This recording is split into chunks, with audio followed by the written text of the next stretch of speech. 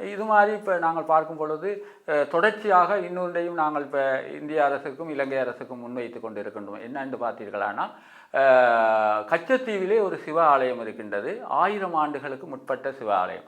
அந்த ஆலயத்திலே இலங்கை மக்களும் இந்தியா மக்களும் வந்து ஆலயத்திலே வழிபாடு செய்வதற்கான ஏற்பாடுகளை நாங்கள் செய்து தர சொல்லி இலங்கை இந்திய குடியரசுத் தலைவர்களிடம் நாங்கள் வேண்டி நிற்கின்றோம்.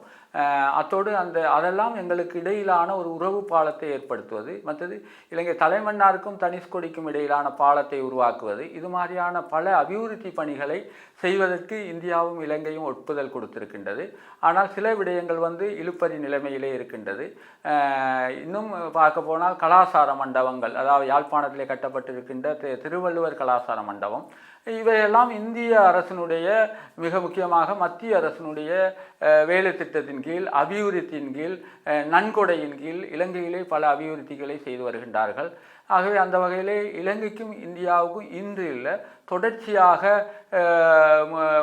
கிட்டத்தட்ட 15 ஆண்டுகளுக்கு மேல் மட்டுமல்லாது தொடர்ந்து இந்த உறவு பாலமானது தொடர்ந்து இந்தியாவுக்கும் இலங்கைக்கும் இருந்து வருகின்றது. அதிலே குறிப்பாக பாரத பிரதமர் நரேந்திர மோடிஜி வந்ததுக்கு பின்பு அதிகமான அபிவிருத்தி, மலையகத்திலே வீட்டு திட்டங்கள், பல அபிவிருத்திகள், வைத்தியசாலைகள், மருத்துவ கூடங்கள், வீட்டு திட்டங்கள் என பல அபிவிருத்திகளை தொடர்ச்சியாக உறவு பாலத்தின் ஊடாக இலங்கைக்கு இந்தியாவினுடைய பிரதமர் அவர்கள் தொடர்ச்சியாக செய்து வருகின்றார் என்பதை இந்த இடத்திலே நான் குறிப்பிடுகின்றேன்.